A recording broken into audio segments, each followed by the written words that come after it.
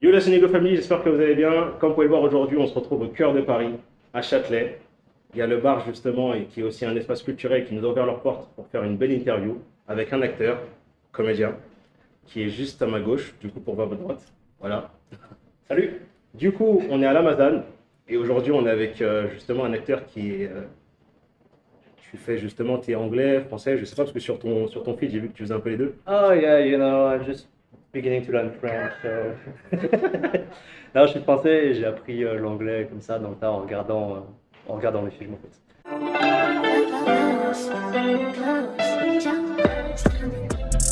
Everything's reverse when you... Du coup, je te laisse te présenter brièvement, de dire un peu ce que tu as fait. Ouais. Bah, moi, du coup, Kevin, et j'ai commencé le théâtre à 12 ans, il y a 13 ans, 23 ans maintenant. 23 ans. Ça passe. Ouais, ouais. Pour la petite histoire, comment ça s'est passé? C'était après la cantine et je traînais autour d'une nana qui me plaisait. Ok. Et elle me dit: Hey Kevin, je vais au, je vais au théâtre du collège, tu veux venir avec moi?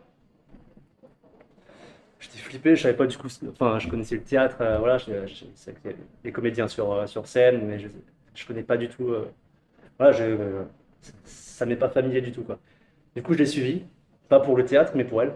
Et en fait, ça m'a vachement plu. Et j'ai demandé à ma mère de m'inscrire au théâtre de la commune. J'étais à Noisy-le-Grand à l'époque. Et c'est comme ça que j'ai commencé. J'en ai fait 3 ou 4 ans. Et après, il y a eu un moment de flottement où je me cherchais l'adolescence. Voilà. Et ensuite, après ce moment de flottement, je me suis ressaisi. J'ai commencé à acheter la base, hein, le livre de Stanislavski, Ouais. La formation de l'acteur. Et de là, en fait, j'ai commencé vraiment à lire, même si c'est très théorique dans les livres. J'ai commencé après à vouloir faire les cours. J'ai commencé à acting international pendant un an. Je commençais à toucher le plafond au niveau du... Enfin, je sentais que c'était pas trop ça, pour moi en tout cas. Ok. J'ai entendu parler de Jack Walter, qui lui a fait l'acteur studio à l'époque avec Pacino. Donc c'est la génération de Pacino. L'acteur studio, pendant 4 ans, j'ai fait ça à Paris. J'en ai fait aussi un petit peu à Londres. En 2012, il y a pile 10 ans, en mars 2012, je suis parti un mois faire des cours chez Margie Haber. Ils sont plus axés sur les techniques d'audition, casting. Et voilà, donc après, là, en ce moment, c'est plus une technique.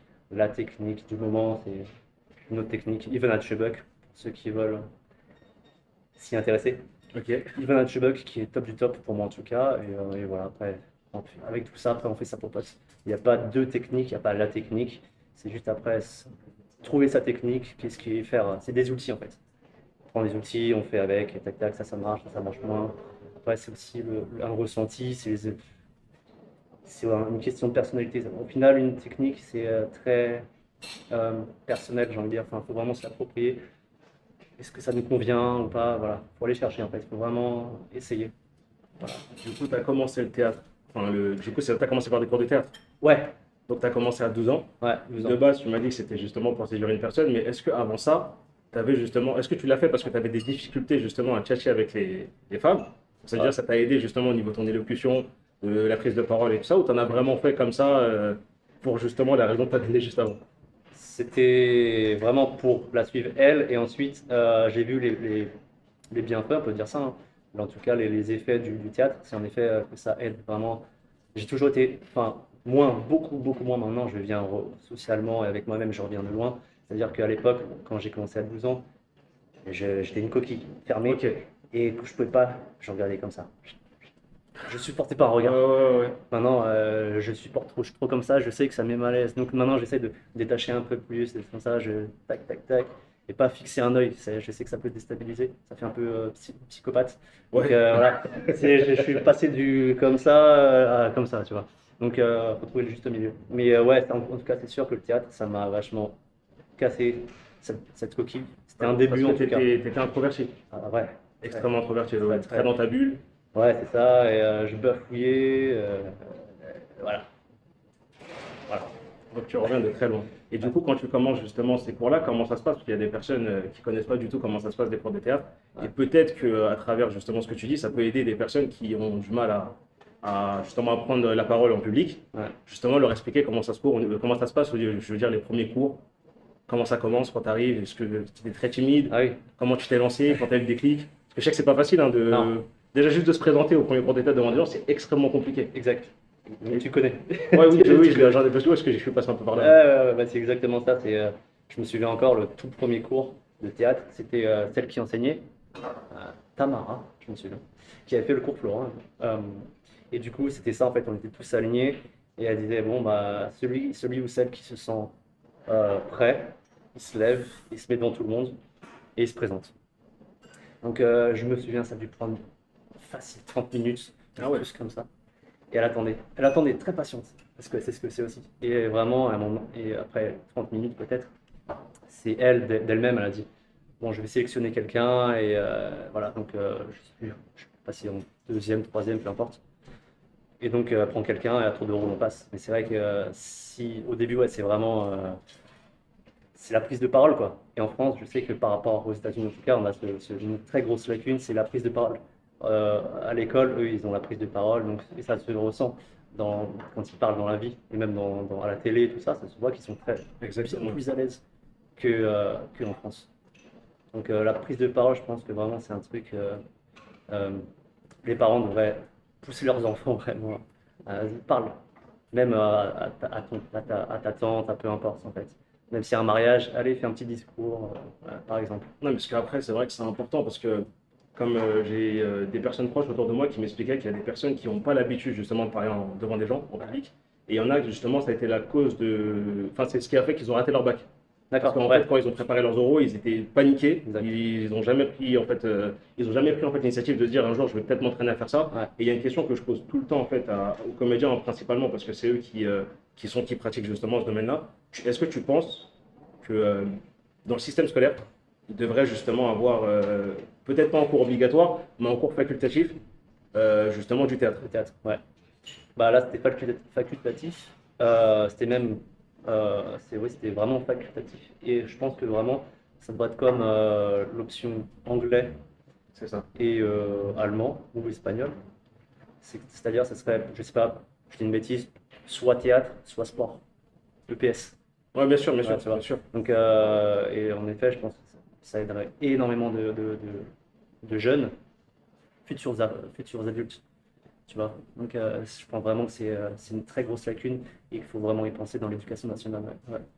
Ouais, c'est important pour moi d'en parler parce que, enfin, je fais exprès à chaque fois de poser la question tout le temps aux comédiens parce que j'aimerais bien en fait qu'à un moment donné ce message il tourne et que vraiment que l'éducation nationale il pense en fait à mettre ça parce que pour moi c'est trop important en fait. Ouais. Et je le vois, hein, il y a des gens on a par exemple un ami en commun avec Sadio qui est dans la salle, Ouais. qui est justement commentateur sportif.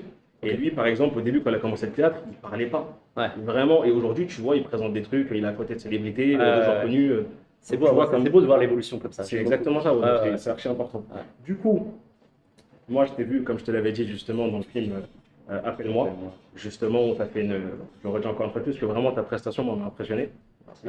Comment ça s'est passé justement quand on t'a envoyé le scénario, quand tu as vu quand tu as eu justement tout ce qui était dans le court-métrage, parce que de ce que j'ai compris, à travers les informations que je suis parti chercher, Ouais. ce court-métrage-là avait un rapport avec justement ta vie. Il y avait des points communs en fait avec ta vie et aussi celle de DJ Nounou. Alors, l'idée est venue de Didier et moi. Je ne sais plus d'où. En fait, le point commun dans tout ça, c'est que, et on se l'est dit bien plus tard, c'est que c'était une période fin 2010, fin 2018, où il y a eu un cumul de pas mal de choses. Et le cinéma, j'en avais un peu marre, en fait. C'était la deuxième fois, la première fois où même j'étais à ça. J'ai vraiment considéré la chose, je me suis dit, allez, on va essayer, on va arrêter un mois et voir si j'accepte. Il y a toujours cette petite voix qui me dit, mais Kevin, tu sais très bien que dans le fond, un mois après, tu vas y retourner. Mais je sais, je sais que, mais j'en ai marre en fait. J'en ai marre. Donc on va se laisser aller. On va accepter une vie ordinaire, tu vois. Ok. Et, euh, et en fait, j'ai pas tenu un mois. Et Didier m'a dit bien plus tard que lui, pareil, en fait, il était à ça d'abandonner aussi. Donc c'est vraiment le hasard, il n'y a pas de hasard, mais voilà, qui a fait on se connaissait déjà. On avait déjà fait un petit court-métrage que j'avais écrit, Joyeux Halloween. J'aime beaucoup les films d'horreur. Et, et du coup, voilà, on a écrit, l'idée est venue, je ne sais plus comment, encore une fois, mais l'idée est venue d'écrire Appelle-moi. Et c'est lui ensuite qui a peaufiné le scénario. Et une fois qu'on a eu la version, avant la version finale, il me renvoie à cette future version finale. Et j'ai écouté de la musique classique à ce moment-là. Et ça transporte, ça fait du bien. Enfin, bref, ça aide aussi à focus quand je travaille, le classique, baroque. Et je lis le scénario, retravaillé du coup. Et je commence à. Ouais, tu te plonges dedans en fait. Non, non, je commence à. J'étais en pleurs en fait. Je sens oui, monter. d'accord. Ça résonnait en moi. Et je me suis dit, c'est ce scénario, c'est celui-là, c'est bon. J'ai vraiment dit, voilà. Et à la fin, j'étais encore en train de lui écrire, mec, franchement, merci, allez, on part sur celui-là, c'est bon. Touche plus à rien, on a la version finale, ça me parle. Mais Et ça a vraiment résonné quelque part en moi. mais pourquoi ça résonne en toi? Qu'est-ce que ça a éveillé? C'est inconscient, en fait. Je pense que c'est plus par rapport à l'abandon, par rapport aux parents. Il y a un truc comme D'accord. ça par rapport aux parents, parce que ça tourne autour de lui, son personnage. C'est par rapport à ses parents, en fait. Ok. Ouais. Et je pense que c'est ça qui a résonné le plus, je dirais. Et du coup, en fait, quand tu as lu ce scénario-là, après, c'est une partie, si tu veux pas qu'on en parle, on n'en parle pas. Ouais. C'est comme tu le sais. Ok. On peut en parler si tu en as envie. Tu veux qu'on en parle ou pas du tout? Vas-y, vas-y. C'est dans le sens. Ouais, parce qu'en fait, moi, quand tu me dis que justement ça a éveillé quelque chose en toi, Ouais. quand tu l'as interprété justement le rôle et que tu as vraiment joué ton rôle à fond, est-ce que justement ça n'a pas été un peu une. Peut-être pas une je vais pas dire une thérapie, mais peut-être aussi une guérison. Est-ce que tu n'as pas amené justement vers une guérison Bah, par rapport justement à cet abandon? Parce que c'est vrai que des fois, on a plein de problèmes personnels qu'on a qui sont liés à l'enfance, qui sont liés à plein de choses qu'on Ouais. n'arrive pas à exprimer dans la vie de tous les jours. carrément. Mais l'artistique, en fait, la force de l'artistique, c'est que ça te permet en fait d'extérioriser et surtout en fait, ça te permet aussi de guérir en fait face à des blessures Ouais. de l'enfance ou du passé. Et Ouais. justement, est-ce que c'est ça que ça t'a éveillé? Bah, c'est en fait comment moi je travaille en tout cas maintenant depuis 2 ou 3 ans, c'est que justement je vais chercher à rentrer dans ces blessures, chercher vraiment qu'est-ce qui n'est pas guéri en moi, ce qui me touche dans le moment, et mettre ça, faire calque avec les attentes, les besoins du personnage. C'est d'abord le personnage et ensuite soi. Et ensuite, quand on travaille la deuxième phase, si on peut dire, du travail du comédien, du personnage, c'est soi. Et faire calque avec moi et le personnage. Donc là, dans Appelle-moi, c'était Thierry. Et donc, pour mieux corréler en fait les besoins. Et donc forcément, oui, ça a forcément guéri quelque chose en moi. Quoi, je ne sais pas, mais en tout cas, ça a fait écho. Et ouais, donc j'ai mis tout ce que j'avais. Et c'est vraiment la première fois en tout cas que je travaillais autant en rôle. J'ai travaillé en tout et pour tout. Donc en tout et pour tout, je parle de décortiquer le scénario. Pourquoi je dis ça, pourquoi ci, pourquoi ça, machin, la relation avec tel personnage. Et voilà, voilà. Et j'ai dû travailler l'équivalent de 4 jours non-stop. Pas non-stop, Oui, mais oui, j'ai l'équivalent compris, mais de ouais, si tu jour cumules, en et fait, nuit, ça ça fait quoi? Ça fait un bon 72 heures, quoi. Ça fait 3 jours, ouais. Voilà. Donc c'est beaucoup de travail et c'est un kiff en fait. Parce qu'on apprend beaucoup sur son corps, on apprend sur la nature humaine et sur soi, on en apprend toujours. Parce que là, on va chercher en soi, au plus profond, ce qui est un peu désagréable. On se dit, ah, c'est pas évident. ça titille, on va aller chercher par là. Est-ce que c'est cool, c'est sensible, mais est-ce que ça rentre est-ce que ce sont les attentes du personnage? Voilà. Donc ouais, forcément, il y a quelque chose qui a travaillé à la fin. Donc Et pendant. ça montre bien en fait que en fait l'artistique et même surtout le théâtre en fait ça peut justement aider par rapport à des blessures qui sont liées à l'enfance Ouais, et le passé. totalement. Que ce soit le jeu d'acteur ou la danse, Ouais, parce que peu ouais, importe. On se défoule, c'est une manière d'expression comme une autre en fait. du coup tu me disais qu'en fait à un moment donné avec Didier vous étiez à ça d'arrêter justement le Ouais. cinéma, de tout arrêter Ouais, et tu me disais que c'était en 2018. c'est ça. Ouais. Du coup après bon je pense que comme tu le sais dans la vie d'un artiste il y a toujours des hauts et des bas, il y a des périodes où tu es archi Ouais. motivé et des périodes où tu es démotivé mais bon après ça je pense que c'est le quotidien de tout le monde. Ouais, c'est ça. Et heureusement que c'est comme ça parce que justement, quand tu passes par par les périodes pardon, sombres, ça te permet de rebondir et Ça, de revenir, exactement. de revenir meilleur. Ouais. Mais justement, tu me dis 2018, mais 2019 voire 2020, il y a le Covid qui arrive. Je sais que c'est un sujet, on n'aime pas en parler, mais moi j'aime bien le mettre en avant parce que Ouais. beaucoup d'artistes ont été impactés, Ouais. dans le bon et mauvais sens du terme. Et du coup, comment toi, tu as vécu la période Covid, parce que je sais que c'était une période juste horrible en fait pour certains artistes. Est-ce que toi, justement, tu es rentré dans un bad mood en disant peut-être qu'on va jamais reprendre l'acting ou justement, qu'est-ce que ça t'a peut-être apporté? Justement, ça, moi, ça m'intéresse de savoir ça justement par rapport à ton parcours. Bah, ça m'a apporté déjà de jouer à Call of Duty. En zone, tu connais. Ok, ouais, j'ai capté. Et à côté de ça, lecture et à fond justement des cours. J'ai pris les cours que je fais, que j'avais commencé avant le Covid en présentiel. Je les ai continués avec un autre coach agréé sur Paris en ligne et une autre qui est la fille de Ivana Chebuk, Claire Chebuk, en ligne aussi. Donc je faisais 2 cours de cette même technique et j'ai énormément appris. Donc je me tuais à ça en fait. Quand c'était pas en cours, en visio en ligne, je travaillais les scènes, j'apprenais. Et en gros, je faisais 13 heures à 18, 20 heures. Ouais, donc toi, ça a vraiment fait l'effet inverse en fait. Le Ouais, Covid, ça t'a limite en fait plus que motivé pour mettre Ouais. plus à fond dans le rôle, enfin dans l'acting. Ouais, c'est ça. Ok. Et en plus de ça, au début, je m'étais inscrit pour le stage. Et après, je me suis dit, ouais, en fait, non, je commence à douter. Je me suis dit, vas-y, ça n'arrivera qu'une fois dans une vie. Au final, c'est arrivé 3 fois. Déjà. Le confinement. Et en fait, je voulais juste profiter. Et en fait, je me suis dit, non, vas-y, en fait, on va profiter pour apprendre.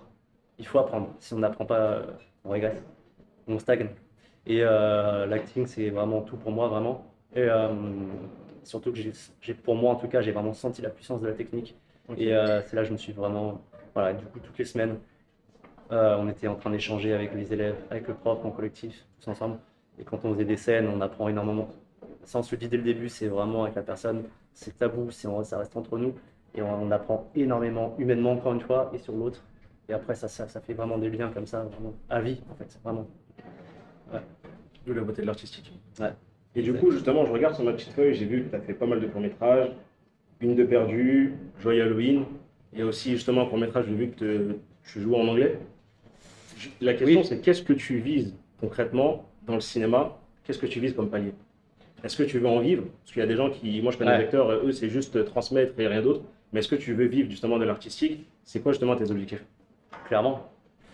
Et j'ai pas honte de le dire, moi, de base, ouais, clairement, si je peux ne pas. Si je peux, comment dire, jouer mais ne pas être payé dans un premier temps, ok. Par exemple, j'avais eu au début, c'était sur un long métrage et j'avais une figuration sur, je sais plus comment il s'appelle, c'était le premier long métrage d'un mec Ok. et dedans il y avait Tahar Rahim et donc j'étais en figuration et pendant le shooting, le tournage, il y a l'assistant réal qui dit est-ce que tu peux dire quelques phrases, donner la réplique à Tahar Rahim. Je dis, Ouais, quand même. évidemment. Oui. En plus, on a parlé un peu avec lui avant, c'était cool. Et du coup, je commence à me faire mon histoire dans la tête, je me focus. Et quand je focus, il ne faut pas me parler. Voilà. Et donc, ça tourne. Donc, genre, fallait que je mange du poulet. Je sais pas. Tu veux du poulet, mec? Une réplique à la con, mais au moins, voilà. Je dis, ah, mortel. Et en fait, au final, j'étais pas au montage. Ah, Donc, ça, c'est dommage. Et à la fin de journée, du coup, j'ai dit à la prod, bah, du coup, on passe de figure à silhouette parlante. ouais. C'est pas grand chose, mais on n'a pas le budget. Ah, c'est pas grave, au moins je suis en montage. Mais j'étais pas au montage. Et tu vois, je préfère être au montage que ne pas avoir la paye. Sauf Ok. si derrière, évidemment, c'est un cachet de je ne sais pas combien. Mais là, dans ce cas-là, en tout cas, je préfère être au montage plutôt que derrière. S'il me propose, la prod me dit, tu préfères avoir tes images, on te voit à l'écran, ou avoir, je sais pas, 1000 balles.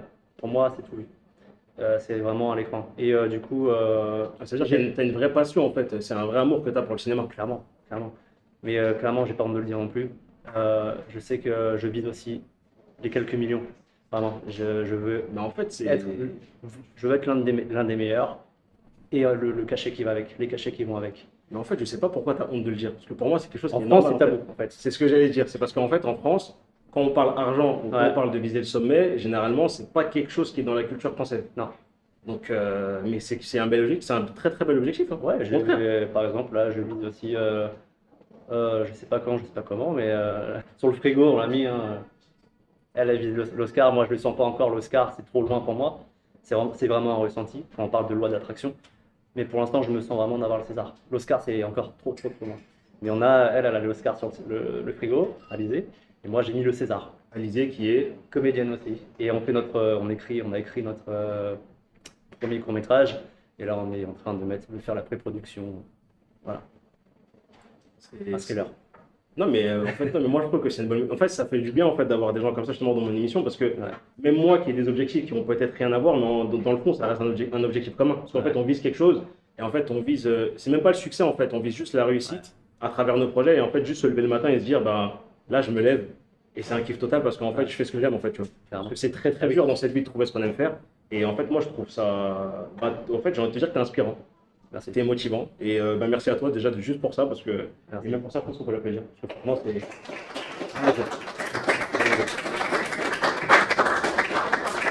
Mais voilà, c'est ouais, c'est vrai que c'est dur de savoir ce qu'on veut dans la vie en général. Une fois qu'on a trouvé, pour pouvoir en vivre, c'est encore un autre level aussi. Bah, après, moi, ouais, moi, je vois un peu le truc comme en fait, comme quand tu montes une entreprise pendant les premières années, ça va être de l'investissement, de la fatigue. Tu auras l'impression de tourner un peu dans le vide et à un moment donné, tu vas voir quelqu'un qui va te contacter, un premier rôle.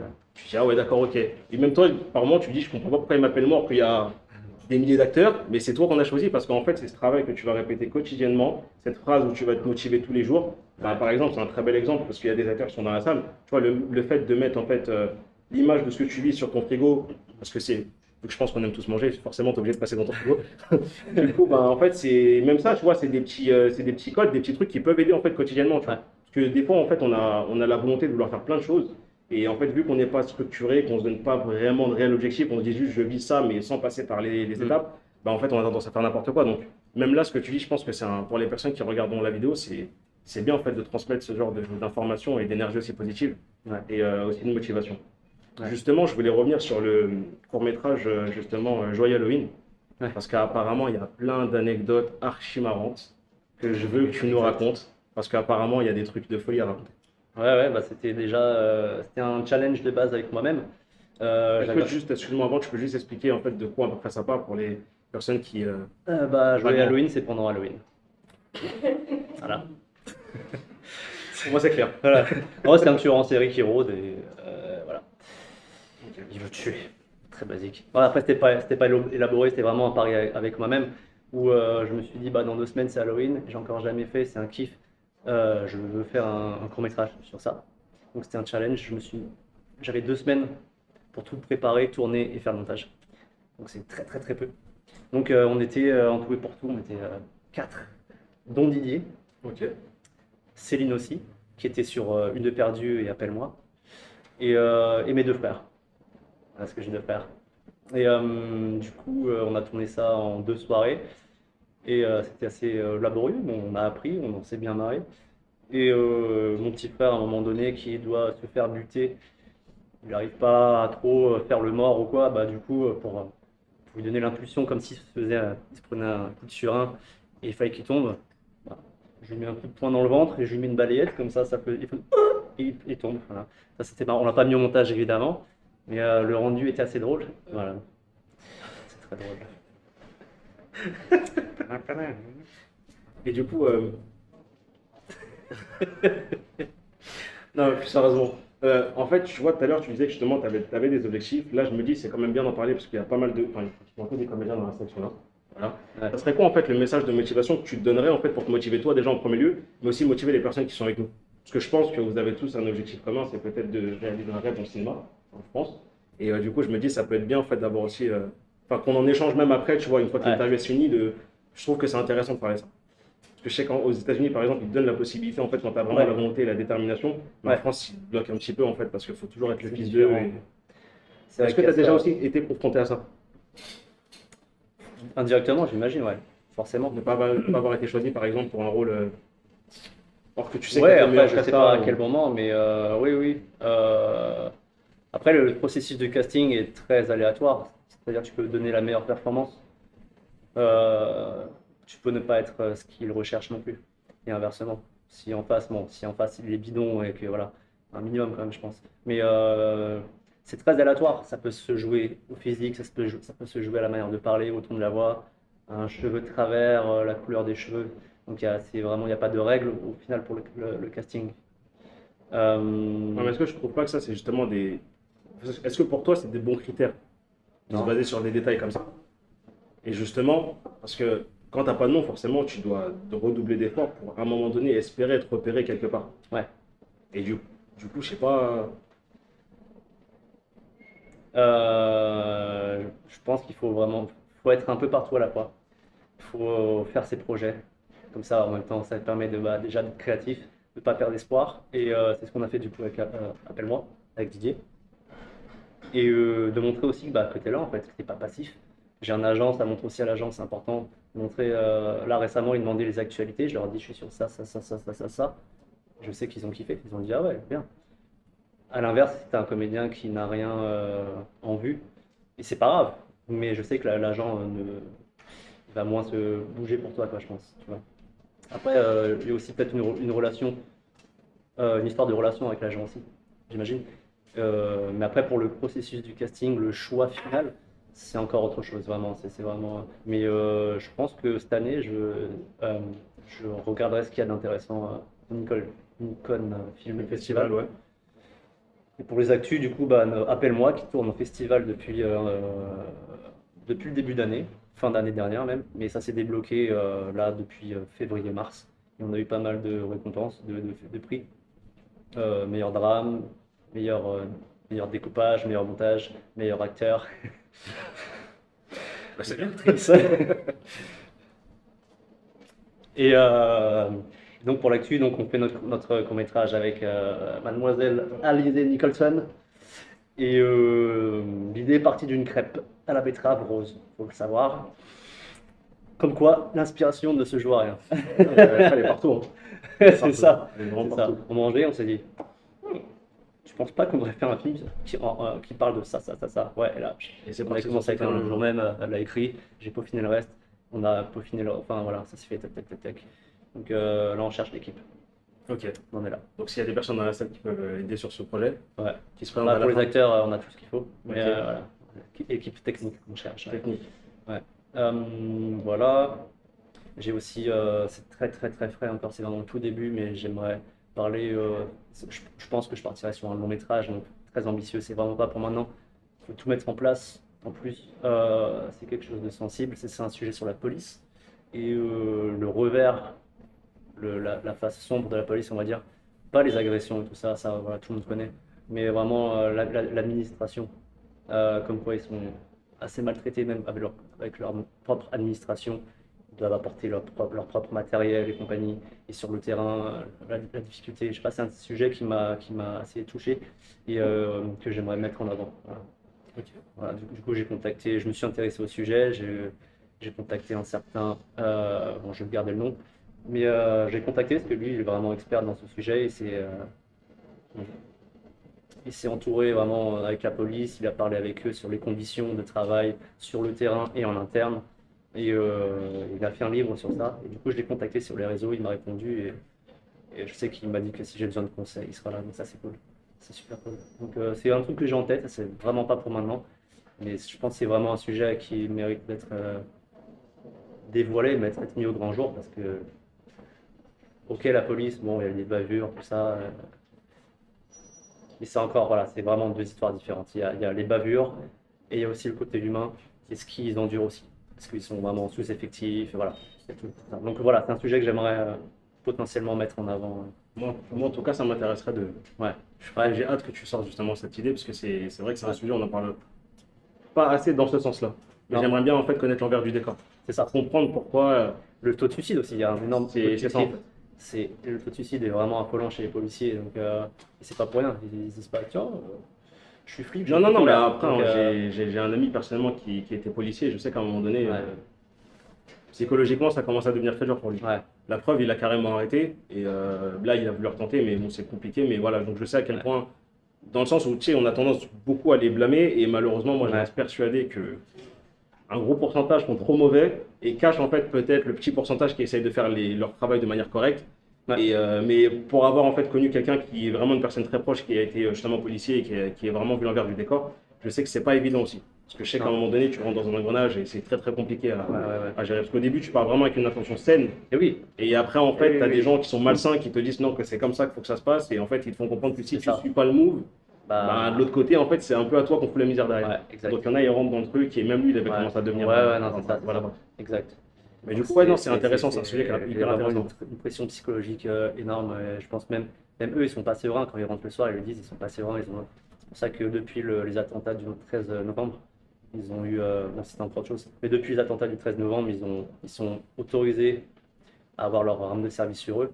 Et ils sont même rassurés de l'avoir, les policiers le disent eux-mêmes, de l'avoir sur eux parce ils ont peur de croiser quelqu'un qu'ils ont arrêté le jour même ou la veille ou peu importe. Et que les violences policières sont de plus en plus accrues et violentes. Et ça, on le voit tous les jours dans les journaux, que ce soit dans les manifestations ou même en privé, hein, peu importe. Donc, je pense que ouais, policier aujourd'hui, je pense que c'est dur, c'est tough. Bah, en tout cas, on a hâte de découvrir ce scénario, l'écriture, le court métrage, le long métrage, je ne sais pas encore, mais Ouais, on peut on voir verra ça. ça. Et justement, j'ai une dernière question. Justement, toi qui es passé par cette case où tu étais très introverti, Ouais. là je vois comment tu es à l'aise depuis tout à l'heure, comment on échange et que je vois que vraiment ça t'a aidé. Quel conseil tu donnerais aux personnes qui justement aimeraient se lancer dans le théâtre pour peut-être en fait s'améliorer au niveau de la prise de parole et tout ça? Et vu que toi tu es passé par là, en fait, tu donnerais quoi comme conseil en fait, aux gens qui ont peut-être peur de se lancer parce qu'ils ont peut-être encore pas eu le déclic ou autre chose? Parce que vu que tu es vraiment passé par là, je pense qu'il peut vraiment Hmm. te prendre plus au sérieux qu'une personne qui est née en fait entre guillemets avec une facilité à parler avec les gens. Ouais. C'est Ouais. pas voilà, tu vois. Déjà, j'ai envie de dire, on est tous dans le même panier, on est tous là à vouloir faire son pain, on est tous là. Il y en a qui parlent pour rien, clairement. Ouais, c'est vrai. Voilà. Il y en a qui parlent trop, ils n'ont rien à dire, ils blablabla. Bla, bla, bla. Et inversement, il y en a qui parlent pas assez. Donc, dis-nous, j'en dirais, c'est quoi qu'il y a là en fait? Dis-nous qu'est-ce que. Et fais un travail sur toi-même en fait. C'est pas facile. Et puis, c'est pas facile non plus de commencer, de vouloir de soi-même faire la démarche. Mais moi, je sais plus, je crois que si. J'ai commencé avec le développement personnel. Napoléon Hill qui m'a le tout premier livre. Oui. Ouais. La base, la base. Il y a un très grand connaisseur là-bas de. Ouais. La base, c'est vraiment la base de. Voilà. Et ensuite, un tas de choses. Après, tout se recroise. Voilà. Une fois qu'on commence, c'est un puits sans fond dans le développement personnel. Et du coup, qu'est-ce que je leur dirais je sais pas. De quoi t'as peur? C'est quoi qui bloque en fait ose parler en fait. C'est facile à dire encore une fois, je sais pas, parce qu'avec ma mère, j'avais beaucoup de mal à lui parler. On était à table par exemple, elle essaie de me faire parler, moi, ouais, j'en étais là en fait, tu vois. Et Ouais, parce que c'était peut-être pas aussi la bonne approche. Parce que il y a des gens qui ont tendance en fait à ouais, pas à pas prendre en compte ce genre de détails. Des ouais. fois en fait, il y a des personnes qui vont pas souffrir avec certaines et ils vont souffrir plus facilement avec d'autres. Parce Surtout avec les qu'en proches en fait, fait. Les proches, généralement, on ah a. c'est dur. Et ouais. Quand t'as pas du tout l'habitude, je sais que c'est très compliqué. Quand on va passer par là, Et c'est oui, dur. encore aujourd'hui, ça c'est voilà, petit à petit, voilà, ça va mieux, mais c'est vrai que c'est dur. On a plus tendance à s'ouvrir même aux étrangers, j'ai envie de dire, tu vois. Et ce que je leur dirais, honnêtement, j'en sais rien. Ça c'est personnel comme approche. C'est vraiment un ressenti aussi. Donc, qui sait que la personne s'écoute elle-même aussi, tu vois. Donc, je sais pas. Je sais pas. Je pourrais pas. Mais t'as quand même déjà bien répondu. Hein. T'as déjà donné pas mal de Peut-être, conseils, peut-être, apprenez à j'en vous sais rien. écouter. Ouais, non, mais c'est déjà très Peut-être. bien. Parce qu'en fait, on peut pas dire à une personne, vas-y, parle-moi, ou parle à telle personne, ouvre-toi. Non, enfin, déjà, c'est trop direct. Et ça va créer l'effet inverse. Mais ça dépend comment on s'y prend, évidemment. Tout dépend à qui on parle, en fait. Et des blocages de la personne, tu vois. Et ce que je recommande souvent, bah, c'est aussi des livres. Et tout bête, moi, j'ai fait que 3 séances, malheureusement, parce qu'après, j'avais déménagé. Mais j'avais des a priori vis-à-vis des psys. Et une ex m'avait conseillé d'y aller, enfin pas conseillé, elle m'a démystifié ça, parce que ses parents étaient son psy. Elle m'a parlé de ça, ça m'a dit, ah ouais, ça a l'air cool. J'ai pris rendez-vous le lendemain, parce que quand je me décide, ça va très vite ensuite. Alors, toi et moi, ça s'est fait super vite. Ça s'est fait super vite. Et du coup, le psy, je me suis dit, ouais, qu'est-ce que je vais lui dire on va voir, ça va être cool. Et je lui ai dit d'ailleurs, la psy, je sais pas quoi vous dire. Pendant 1 heure, j'ai parlé. J'ai parlé. Et à la fin, elle a dit, donc, vous voyez, vous avez parlé. Et au final, c'était très agréable. Et au final, on parle de ce qui nous tracasse, ou même pas forcément, ce qu'il y a dans le moment. Et je pense vraiment que ça, par exemple, ouais, quelle que soit l'approche, que ce soit une psy, les livres, même les films sont là pour ça aussi. Au-delà des messages qu'ils apportent, et par les messages qu'ils apportent, ils sont là aussi pour soigner, nous mettre face à nous-mêmes. C'est exactement ça. Donc l'art sert à ça aussi. Donc c'est pas que de divertir avec des super-héros, quoique même les super-héros sont là aussi pour donner de la force. Après la force, voilà, j'allais dire arrêter où la force ces dernières années. Voilà. Donc au final c'est très, très personnel, ça dépend vraiment de chacun. Voilà, ça dépend. Faut que j'ai la personne en face de moi pour lui dire, peut-être savoir quoi lui dire. Voilà. Bah, merci en tout cas à toi d'avoir Merci à toi. répondu à cette question. Merci à toi d'avoir accepté l'interview. Yes. Merci aussi à toutes les personnes qui sont déplacées. Parce que franchement, c'était juste un kiff total. Merci à vous. Et du coup, j'ai envie de vous dire, abonnez-vous à sa page qui est, Kevin Giziane. voilà, Kevin Giziane. Abonnez-vous à la page Sanigo, à la page de Bilal. Je suis dans l'actu. Vous pouvez me contacter. Vous avez besoin de conseils, d'interviews. Vous m'appelez. J'ai justement un vidéaste de qualité qui est derrière la caméra que vous ne pouvez pas voir, mais il est présent. Voilà. Donc on a toute une équipe. Si vous avez besoin de quoi que ce soit, n'hésitez pas. Dans mon entourage, j'ai tout. Donc merci à vous tous et on se dit à très vite pour des interviews encore de qualité.